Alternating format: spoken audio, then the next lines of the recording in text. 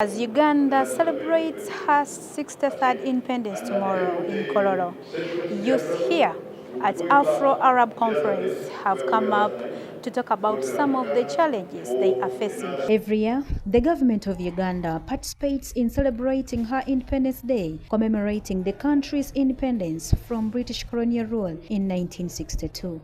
This day is celebrated annually on October 9th. These celebrations mark a significant milestone for the country's economic, political, and social contributions, highlighting sovereignty, national pride, reflection and renewal, culture, inspiration, and more.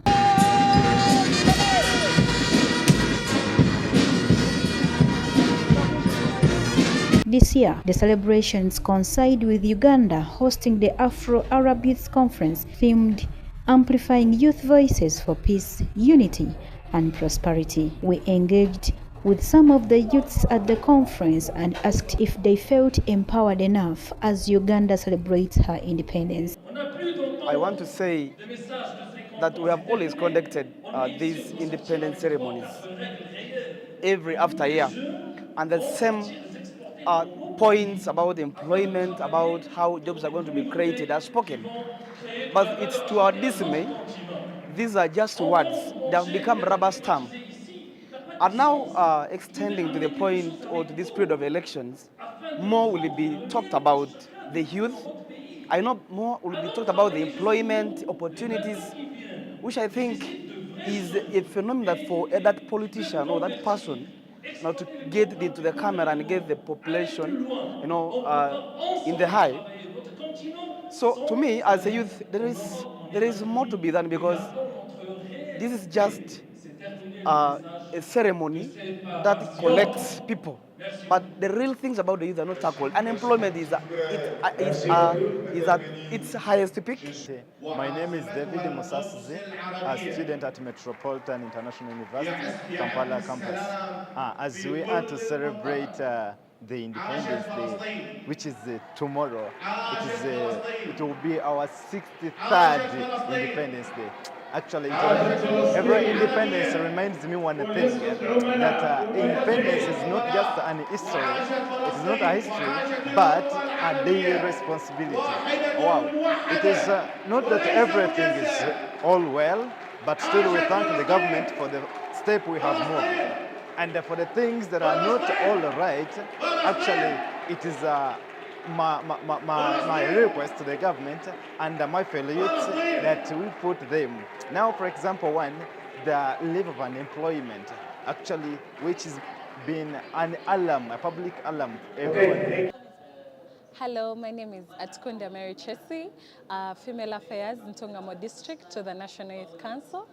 And how I can address issues concerning women as we head on to the Independence Day is that many women have failed to get opportunities. Even with affirmative action, women today have failed to get enough opportunities into the spaces. We have tried to pull into the spaces. For example, the these national seats for youth MPs and national female youth MPs. You figure out that the other regional MPs, it's hard for a lady to win. Even with affirmative action, we have tried to pull, but we still feel like there is more that has to be done. International students facing a lot of challenges.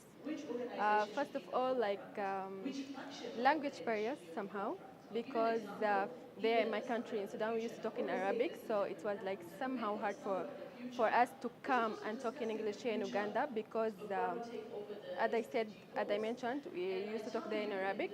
The most pressing issue affecting young people, according to them, is unemployment.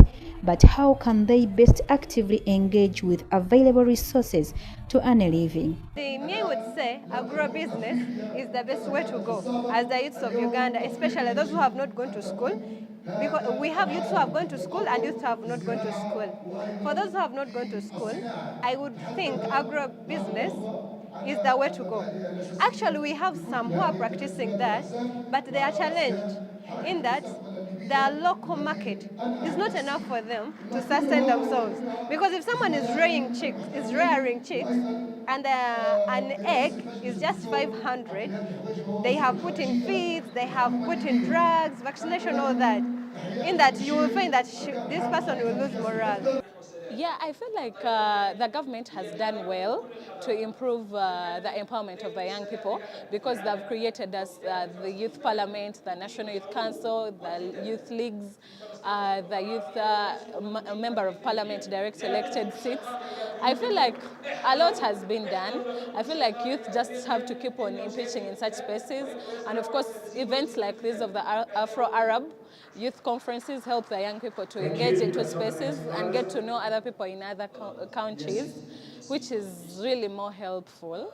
And it depends on how us, the young people, still encroach on that empowerment. When you get into such spaces, do interact with other people, you get more connections to get you to better places. During the conference, youth from other countries shared their insights on the event. I will thank Uganda so much for welcoming us as a Sudanese. As you know that we are here in large numbers after the war since 2023, which is happened 2023. So we'd like to thank Uganda for welcoming us. It was like very generous from them to having us.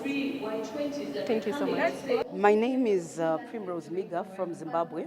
I'm from an organization called Coalition of African Youth Against Sabotage.